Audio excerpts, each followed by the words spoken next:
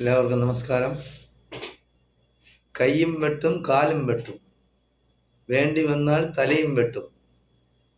വ്യാജ വോട്ടിൻ പേര് പറഞ്ഞ് ഞങ്ങളുടെ നേരെ പോരിന് വന്നാൽ അമ്മയെ കണ്ട് മരിക്കില്ല. കേരളത്തിൽ അങ്ങോളം ഇങ്ങോളം ഇന്നലെ BJP-ക്കാരും RSS-കാരും സംഘപരിവാറുകാരും ഉയർത്തിയ മുദ്രാവാക്യമാണ്, കൊലവിളിയാണ്. കേരളത്തിൽ എന്തും നടത്താം, എങ്ങനെയും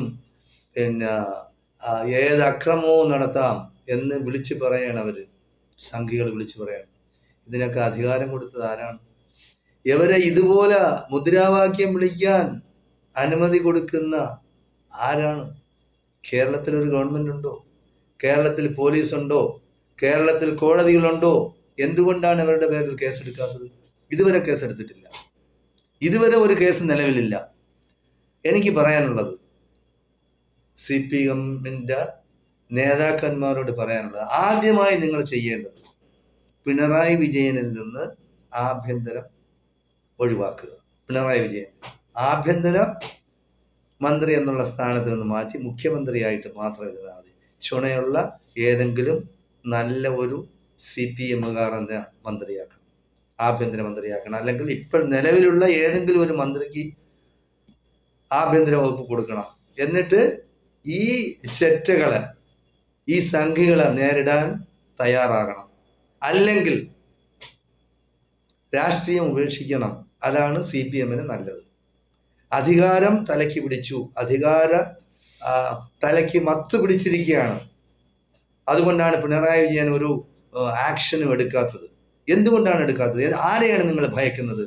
വേറെ ഏതെങ്കിലും സമുദായക്കാരായിരുന്നെങ്കിൽ എത്ര കേസെടുക്കുമായിരുന്നു? വീട്ടിൽ കിടന്നുറങ്ങാൻ ഒക്കില്ലല്ലോ. എന്തുകൊണ്ടാണ് നിങ്ങൾ ഇവരെ ഭയക്കുന്നത്? എന്തിന് ഭയക്കണം?